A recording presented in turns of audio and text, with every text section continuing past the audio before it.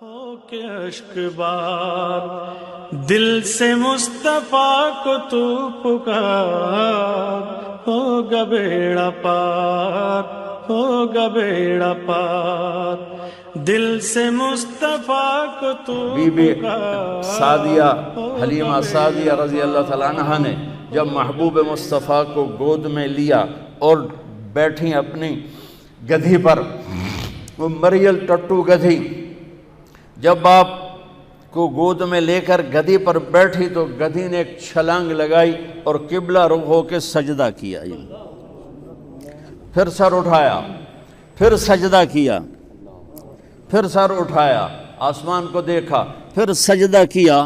اس مریل گدھی کو بھی پتا ہے کہ میرے اوپر کون آیا ہے، وہ اللہ کا شکر ادا کرنے کے لیے 3 دفعہ اس نے سجدہ کیا۔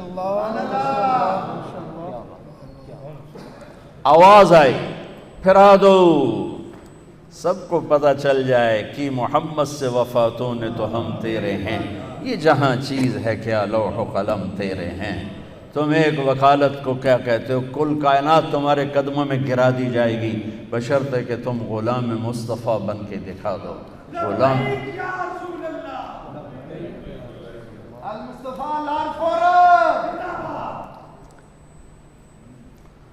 ہاں، پھر آواز آئی، اگلی سنیں، وہ اس سے بھی عجیب ہے، اور اس کو آدم کے اخلاق دو، ابھی بچے کی عمر آدھا گھنٹہ ہے، شیش کی معرفت دو، نوح کی شجاعت دو، ابراہیم کی دوستی دو، اسماعیل کی قربانی دو، اسحاق کی رضا دو، یعقوب کی بشارت دو، یوسف کا حسن و جمال دو، موسیٰ کا جاہ و جلال دو، یوشع کا جہاد دو، دانیال کی محبت دو، الیاس کا وقار دو، صالح کی فصاحت دو، لوط کی حکمت دو، ایوب کا دل دو، داؤد کی شیریں زبان دو، یونس کی اطاعت دو، یحییٰ کی پاک دامنی دو، عیسیٰ کا زہد دو، وَأَغْمَسُوهُ فِي أَخْلَاقِ النَّبِيِّينَ، اور تمام انبیاء کو جو دیا ہے اس بچے کے سینے میں اتار دو۔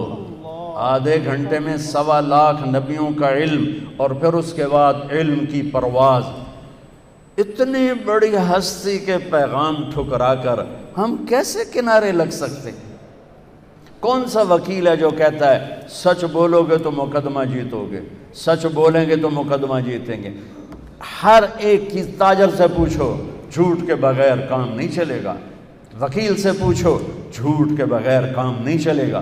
سیاستدان سے پوچھو، جھوٹ کے بغیر کام نہیں چلے گا۔ مزدور سے پوچھو، جھوٹ کے بغیر کام نہیں چلے گا۔ مستری سے پوچھو، جھوٹ کے بغیر کام نہیں چلے گا۔ اور میرا نبی کہتا ہے الصدق ینجی والکذب یہلک، سچ نجات دیتا ہے اور جھوٹ ہلاک کر دیتا ہے۔ میرے نبی کی سیرت کا نچوڑ بتا رہا ہوں، جس قوم میں ظلم ہوگا، جس قوم میں جھوٹ ہوگا، جس قوم میں دھوکہ ہوگا، اسے ذلت پستی کے سوا کچھ نہیں ملے گا۔ جس قوم میں انصاف ہوگا، جس قوم میں سچائی ہوگی، جس قوم میں دیانتداری ہوگی، اللہ ہمیشہ ان کے سر پہ عزت کے تاج سجا کے رکھے گا۔ چاہے وہ اللہ کے منکر بھی ہوں گے تو موت تک اللہ انہیں ضرور عزت دے گا۔ سچائی میرے نبی پیغام لے کر آئے کہ ہم کتنی بڑی ہستی کے علم کو ٹھکراتے۔ اللہ نے قسم اٹھائی، قرآن کی پہلی قسم، فَلَا وَرَبِّكَ لَا يُؤْمِنُونَ حَتَّى يُحَكِّمُوكَ فِي مَا شَجَرَ بَيْنَهُمْ، سبحان اللہ۔ قرآن کی آخری قسم، وَالْعَصْرِ إِنَّ الْإِنسَانَ لَفِي خُسْرٍ، قرآن نے قسمیں اٹھائی ہیں، یہ پہلی قسم ہے، سورہ نساء، اور سب سے خوبصورت قسم ہے کہ آپ ذرا انداز دیکھنا، قسم اٹھانے والا خود ہے لیکن لگے گا یوں کہ قسم اٹھانے والا کوئی اور ہے اور خود کوئی اور ہے۔ تو کہتا فلا وربک، میرے محبوب مجھے آپ کے رب کی قسم، مجھے آپ کے رب کی قسم۔ یہ کہاں انداز اپنایا جاتا ہے عربی زبان میں جہاں اظہار محبت اعلیٰ سطح کا کیا جا رہا ہو، وہاں پھر محب اپنے آپ کو دو کر کے یوں کر کے بتاتا ہے، مجھے آپ کے رب کی قسم۔ ان وکیلوں کو بتا دیں جب تک آپ کی غلامی میں نہیں آئیں گے میری نظر میں 2 ٹکے کے نہیں ہیں۔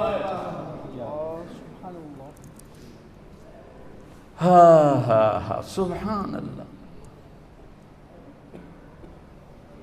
میرے رب کا اعلان ہے، میرے رب کا اعلان ہے کہ حتیٰ یحکموک فیما شجر بینہم، آپ کے فیصلوں پہ راضی ہوں گے. ہائے ہائے ایک واقعہ حدیث یاد آ گئی. ایک صحابی آئے، یا رسول اللہ میرا جو پڑوسی ہے نا اس کی کھجور ایسے ٹیڑھی ہے، تو اس کے کچھ شاخیں میرے گھر میں ہیں، جب کھجور پکنے پر آتی ہے تو اس کے ڈوکے گرتے ہیں، میرے بچے اٹھا کے کھانے لگتے ہیں تو بھاگ کر آتا ان کو منہ سے نکال لیتے. تو آپ اس سے کہ تھوڑی منت کر دیں کہ اتنی زیادتی نہ کرے، گری پڑی کھجور تو کام بھی کھا جاندہ ہے، طوطا بھی کھا جاندہ ہے، جے کسی بچے کھا لی تو کڑی گل ہو گئی. تو آپ نے اس کو بلایا، وہ تھا منافق. آپ نے کہا بھائی ایک سودا کرتے ہو؟ کہا جی فرمائیں. کہا یہ کھجور مجھے دے دو اور اس کے بدلے میں تمہیں جنت میں کھجور لے کر دیتا ہوں. تو وہ کہنے لگا یا رسول اللہ اگر آپ کسی اور کھجور کا کہتے میں قربان کر دیتا، اصل میں یہ میرے بیوی کو بچوں کو بہت پسند ہے، میں معافی چاہتا ہوں، میں یہ نہیں دے سکتا ہوں. وہ تو بڑوا منافق آئی، اس سے گل کرنی آئی. وہاں ایک جان نثار بھی بیٹھے ہیں، ان کا نام ہے ابو الدحداح. کہتے یا رسول اللہ میں لے دوں تو سودا کر دو، اگر وہ کھجور میں آپ کو لے کے دے دوں تو مجھ سے آپ سودا کرتے ہیں؟ کہنے کہ ہاں تیرے نال کر رہا ہوں. تو وہ پہنچ گئے اس کے پیچھے، کہنے لگے میاں کھجور ویچنی ہے. اس نے کہا جا جا میں اللہ دے نبی نے نہیں دیتی تینوں کدوں دیواں. اس نے کہا میاں تو منہ ہوتا کچھ بول، کوئی قیمت تا لا. اس نے کہا میں ویچنی ہی نہیں. او بابا تو کوئی قیمت تا لا.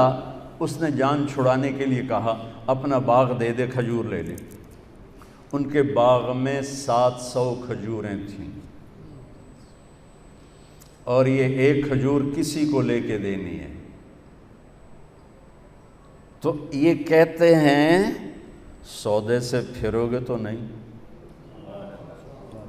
ملاحظہ فرمائیں 700 کھجوریں دے رہا ہے اپنی اور ایک کھجور لے کے کسی کو دے رہا ہے اور کہہ رہا ہے سودے سے پھرو گے تو نہیں. وہ کہنے لگا میں کوئی کملا، تو پھرے تو پھرے میں کیوں پھراں، میرے تو پنجے گئے ہو تو سر کڑائی.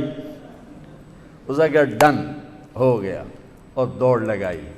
یا رسول اللہ یا رسول اللہ میں نے سودا کر دیا، میں نے سودا کر دیا.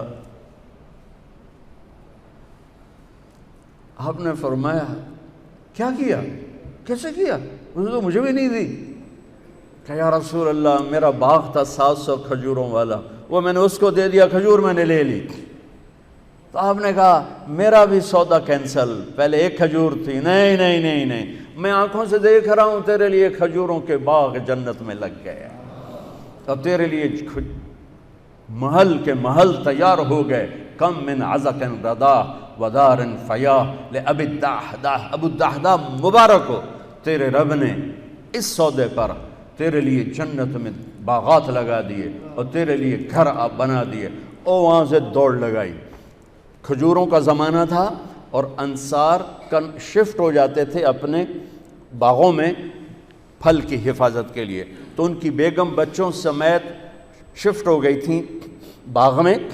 تو اندر باؤنڈری وال کے اندر نہیں گئے، باہر کھڑے ہو گئے کہیں نیت نہ پھسل جائے. باہر سے نعرہ لگایا ام الدحداح، دحداح کی ماں. کہا جی، کہ بچے لے کر باہر آ جاؤ. خیریت کیا ہوا؟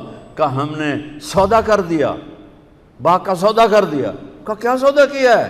کہ اللہ کے نبی کے ہاتھوں کیا ہے، یہ باغ دے دیا ہے اور اللہ کے نبی سے جنت میں لے لیا ہے. تو وہ کہتی بچے کہ تو کہا سنتے میں کہ تو کہا سنتے تو ایک ساڑھو تے مصیبت پا چھڑی. وہ کہنے کہ ربح البیع ربح البیع، مبارک ہو میرے میاں مبارک ہو، بڑا کھرا سودا کر کے آ رہے ہو، بڑی اعلیٰ تجارت کر کے آ رہے ہو. فلا وربك لا يؤمنون حتى يحكموك فيما شجر بينهم ثم لا يجدوا في انفسهم حرجا مما قضيت ويسلموا تسليما. سر جھکانا پڑے گا، کٹانا پڑا تو کٹانا پڑے گا، چھوڑنا پڑا تو چھوڑنا پڑے گا. اللہ اس کے رسول کو پانے کے بعد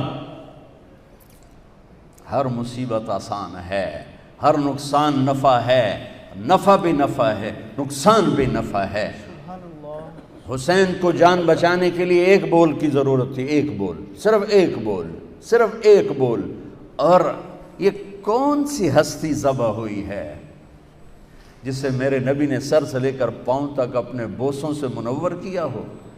جب ابن زیاد چھڑی مار رہا تھا کٹے ہوئے سر کے پر، اور ایک چھڑی آ کے لگی ہونٹوں پر، پھر اس نے دوسری ماری، وہ لگی، پھر اس نے تیسری ماری، تو حضرت ابو برزہ اسلمی کھڑے ہو گئے اور رونے لگے اور کہا کمبخت، یہ چھڑی یہاں سے ہٹا، میں نے یہاں نبی کے ہونٹوں کو لگتے ہوئے دیکھا ہوا ہے۔